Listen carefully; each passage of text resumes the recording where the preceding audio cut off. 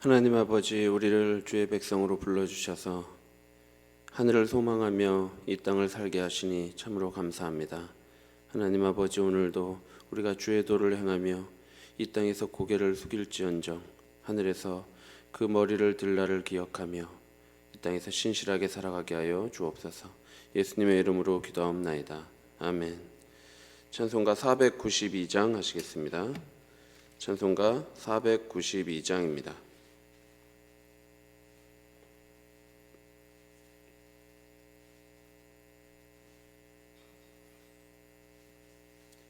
다 같이 찬송가 492장 하시겠습니다. 잠시 세상에 내가 살면서 항상 찬송 부르다가 날이 저물어 오라 하시면 영광 중에 나가리. 열린 천국문 내가 들어가 세상 짐을 내려놓고 빛난 면류관 받아 쓰고서 주와 함께 길이 살리. 눈물 골짜기 더듬으면서 나의 갈 길 다간 후에 주의 품 안에 내가 안기어 영원토록 살리로다. 열린 천국문 내가 들어가 세상 짐을 내려놓고 빛난 면류관 받아 쓰고서 주와 함께 길이 살리. 나의 가는 길 멀고 험하며 산은 높고 골은 깊어 고난 나의 몸 쉴 곳 없어도 복된 날이 밝아오리. 열린 천국문 내가 들어가 세상 짐을 내려놓고 빛난 면류관 받아 쓰고서 주와 함께 길이 살리. 한숨 사시고 죽음 없는 날 사모하며 기다리니 내가 그리던 주를 배울 때 나의 기쁨 넘치리라. 열린 천국문 내가 들어가 세상 짐을 내려놓고 빛난 면류관 받아 쓰고서 주와 함께 길이 살리. 아멘. 누가복음 21장 20절에서 28절입니다. 성경 말씀 누가복음 21장 20절부터 28절까지입니다.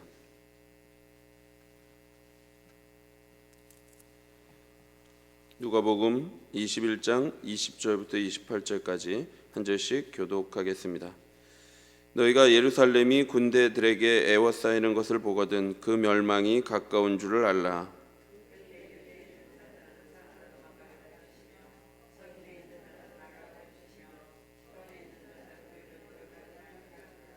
이 날들은 기록된 모든 것을 이루는 징벌의 날이니라.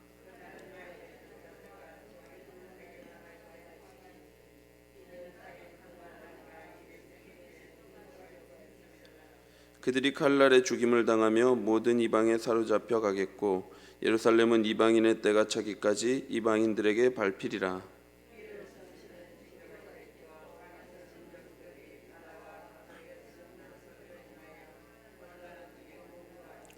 사람들이 세상에 임할 일을 생각하고 무서워함으로 기절하리니 이는 하늘의 권능들이 흔들리겠음이라.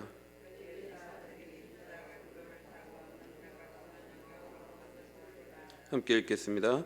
이런 일이 되기를 시작하거든 일어나 머리를 들라 너희 속량이 가까웠느니라 하시더라. 아멘.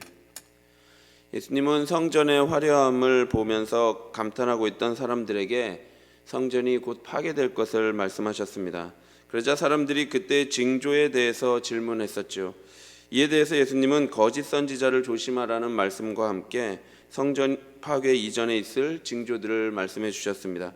그런데 예수님은 여기서 말씀을 그치지 않으시고 성전 파괴라는 주제를 확장시켜서 종말 이전에 있을 징조 또한 말씀해 주셨죠.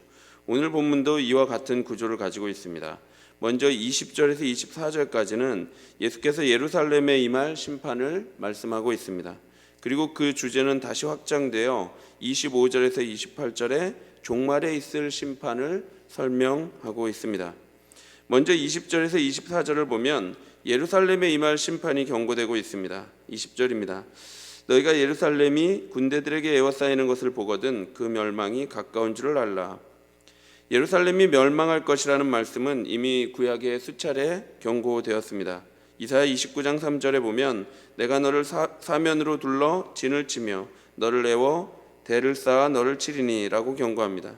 그리고 예레미야 44장 6절에도 나의 분과 나의 노여움을 쏟아서 유다 성읍들과 예루살렘 거리를 불살랐더니 그것들이 오늘과 같이 폐허와 황무지가 되었느니라 라고 말씀하죠.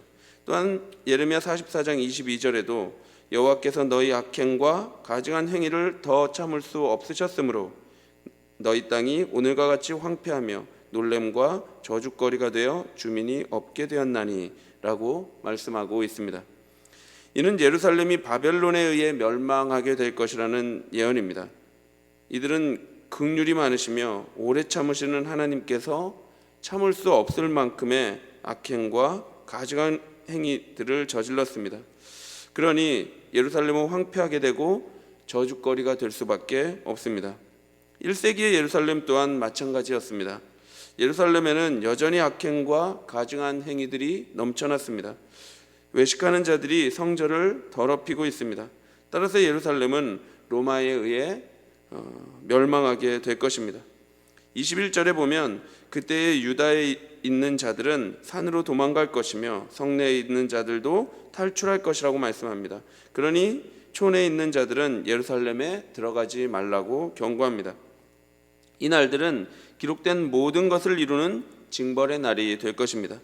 여기 22절에 기록된 모든 것은 불순종한 이스라엘 백성에 대한 하나님의 심판의 경고를 가리킵니다. 이는 구약 성경에 수없이 기록되어 있죠. 선지자들은 오만한 예루살렘의 멸망을 수차례 예고했습니다. 예수님 또한 하나님이 보내신 선지자를 거부한 이 예루살렘이 맞이할 비극적인 운명을 탄식하셨습니다. 누가복음 13장 34절에서 35절입니다.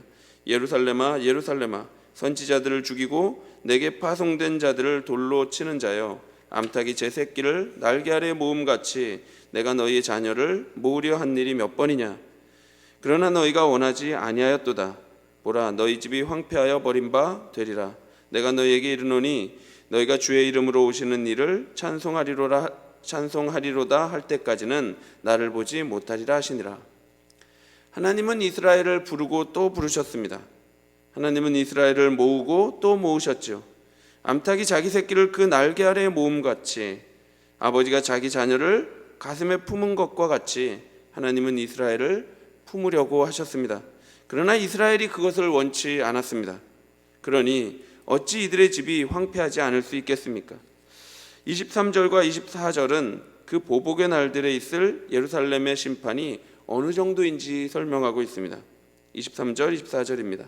그날에는 아이벤 자들과 젖먹이는 자들에게 화가 있으리니 이는 땅에 큰 환난과 이 백성에게 진노가 있겠음이로다. 그들이 칼날에 죽임을 당하며 모든 이방에 사로잡혀 가겠고 예루살렘은 이방인들의 때가 차기까지 이방인들에게 밟히리라. 환난 날에 임신한 여자와 젖먹이 아이들은 도피하는 데 큰 어려움을 당할 수밖에 없습니다. 아이의 울음소리는 적군에게 발각되기 쉬우며 갓난아기를 안고 도피하는 것은 어려움을 줄 수밖에 없죠. 무엇보다 어린 생명을 지킬 수 없는 어머니의 비통함을 어찌 말로 다 표현할 수 있겠습니까? 이들이 이런 화를 당하는 것은 이스라엘 백성의 죄에 따른 하나님의 진노 때문입니다. 그런데 하나님의 보복은 이방인들에 의해서 일어납니다. 하나님의 백성인 이스라엘은 이방인의 칼날에 죽임을 당할 것이고, 그래서 모든 이방에 사로잡혀 갈 것입니다. 이는 예루살렘이 로마 군대에게 철저히 짓밟히게 될 것이라는 말씀입니다. 또한 예루살렘은 이방인의 때가 차기까지 이방인들에게 밟히는 신세가 될 것입니다. 여기서 이방인의 때는 이방인들에게 복음이 전해져서 이방인들도 예수 그리스도 안에서 하나가 되는 그 때를 가리킵니다. 이제 25절부터 28절까지는 예루살렘의 멸망을 넘어서 온 땅에 임할 심판이 예고되고 있습니다. 예수님은 예루살렘의 심판을 예고하고 나서 곧이어 종말에 대한 말씀을 하십니다. 재앙은 예루살렘에 국한되지 않고 전 우주로 확장되고 있습니다. 25절에 보니까 1월 성신, 즉 해와 달과 별을 포함하는 천체에 징조가 있겠고, 땅에서는 민족들이 바다와 파도의 성난 소리로 인하여 혼란한 중에 공고하게 될 것이라고 말씀합니다. 천지가 진동하는 것, 천체가 흔들리는 것은 종말에 임할 대표적인 현상입니다. 이런 징조들 때문에 사람들은 두려워하게 될 것입니다. 무서워서 기절하게 됩니다. 왜냐하면 하늘의 권능들이 흔들릴 것이기 때문입니다. 그때에 27절입니다. 그때에 사람들이 인자가 구름을 타고 능력과 큰 영광으로 오는 것을 보게 될 것입니다. 마지막 때의 사람들은 큰 능력과 영광과 함께 구름 타고 오시는 예수 그리스도를 보게 될 것입니다. 부활하시고 승천하신 예수 그리스도께서는 다시 오실 때에 권능과 영광의 인자로 나타나게 될 것입니다. 예수님은 마지막 때에 사람이 다 볼 수 있도록 그렇게 임하실 것입니다. 그런데 28절에 보면 그때 예수님을 믿는 신자들은 고개를 들어야 합니다. 이런 일이 시작되거든 예수님을 믿는 신자들은 머리를 들지요. 여기서 이런 일이 시작되거든의 이런 일들은 인자의 오심을 말씀합니다. 인자의 오심, 즉 예수 그리스도의 재림은 심판과 구원의 완성을 의미하기 때문에 사람들은 공포에 질려 무서워 떨겠지만, 그리고 기절하게 되겠지만, 신자들은 머리를 들고 구원의 완성을 기뻐해야 합니다. 오랫동안 겸손하게 고개를 숙이고 살았던 성도는 이 마지막 때에 고개를 들게 될 것입니다. 세상의 핍박과 박해, 성도로서의 고난을 받으며 고개를 숙이고 인내했던 성도들은 우리 주님 다시 오실 그때에 고개를 들게 될 것입니다. 그동안의 모든 고통으로부터의 영원한 해방을 누리며 더 없는 영광스러움에 참여하게 되지요. 성도는 이 날을 소망하며 살아갑니다.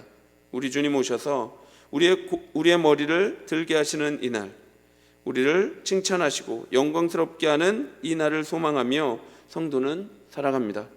그래서 고난 중에 인내할 수 있고 박해 가운데 겸손하게 섬기는 삶을 살아갈 수 있으며 핍박하는 원수를 향해 사랑으로 희생하는 삶을 살아갈 수 있습니다. 사랑하는 성도 여러분, 예수께서 예루살렘의 멸망을 말씀하시고는 왜 계속해서 마지막 날의 심판을 언급하시겠습니까? 왜냐하면 악독과 온갖 가증한 일로 여호와의 심판을 받아 바벨론에게 멸망했던 이스라엘이 지금도 마찬가지로 악행을 일삼으며 로마에게 멸망했듯이 이러한 논리적 구조는 지금도 여전히 우리 주님 오실 마지막 심판 때까지 계속된다는 말씀을 하고자 하시는 겁니다. 사랑하는 성도 여러분, 성전 파괴와 예루살렘 멸망은 이전에 이스라엘이 반복했던 것처럼 끝까지 하나님의 말씀을 거부하고 회개를 거부한 결과입니다.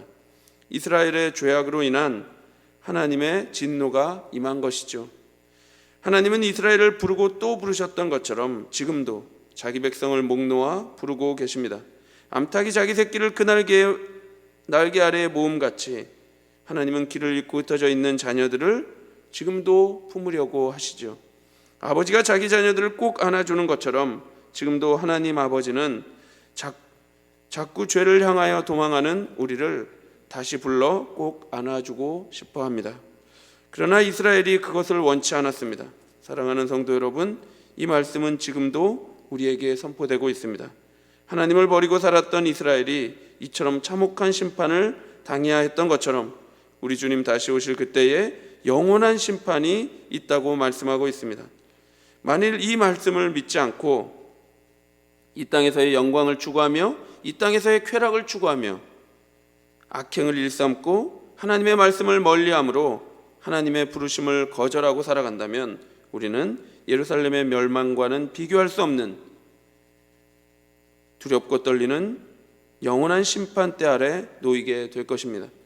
그러나 이 땅에서의 나의 영광을 구하지 않고 하나님의 부르심에 응답하여 복된 존재로 살아간다면 우리는 마지막 때에 영원한 복락을 누리게 될 것입니다. 이 복된 존재는 자기 백성을 부르시고 모으시기를 원하시고 안아주기를 원하시는 그 아버지의 마음을 품고 우리가 받은 그 복을 전하며 살아갑니다. 그러므로 주의 백성들은 고개를 들고 아버지 하나님을 맞이할 수 있는 것이지요. 성도는 이 복음을 위해 살아감으로 고난을 받을 수 있습니다.